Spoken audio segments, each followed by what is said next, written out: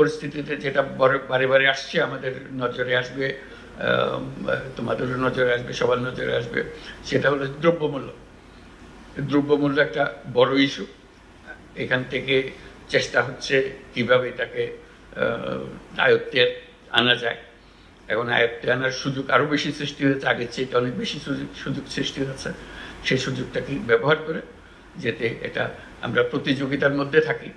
আমরা যেহেতু অনেকগুলো জেলা এর সঙ্গে আজকে জড়িত আছি, আমরা একসঙ্গে কথা বলছি, নিজেদের মধ্যে একটা প্রতিযোগিতা করা যে আমার এখানে আমরা ঠিক রাখতে পেরেছি, আমরা একটা বাহবা দেবো যে অমুক জেলাতে খুব সুন্দরভাবে তারা করতে পেরেছে, এবং আমরা সেটা নিশ্চিত করবো যে সেটা রিকগনাইজ হয়, যে এটা ধরা পড়ে যে হ্যাঁ এরা খুব সুন্দর করছে। আমার মাঝে মাঝে মনে হয় যে ওই যে আগে তো শিক্ষকতা করতাম, ওই শিক্ষকতার ভাবটা মনের মধ্যে এসে যায়। ওই সবসময় মনে হয় যে এরকম করলে বোধহয় ভালো হয়, ওই শিক্ষকতার মেজাজের ভেতরে এটা আসে। কি হলো গ্রেডিং করা, ABCD করা, কারা A, কারা B, কারা C, কারা D, এরকম আমরা ওরকম করতে পারি, নিজেরাও করতে পারি। এটা এমন না যে এটার জন্য এটা কারোর শাস্তির ব্যবস্থা করবো তা না, এটা নিজেদের প্রতিযোগিতার জন্য।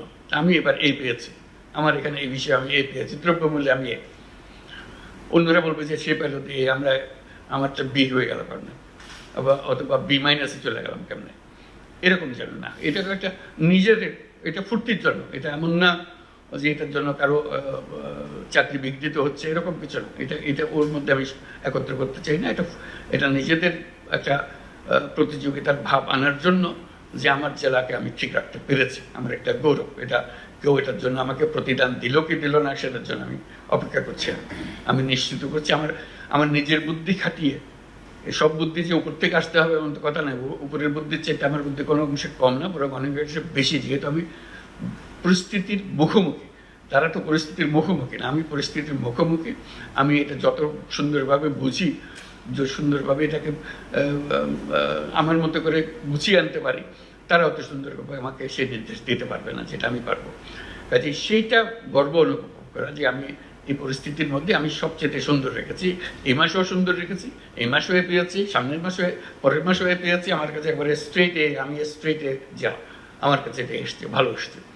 আরেকজন যে D পেয়ে গেল, তার কাছে খুব খারাপ লাগবে যে আমি কেন D পেলাম, কোথায় কোথায় ওরা এ পাচ্ছে, আমি D পেলাম কেন।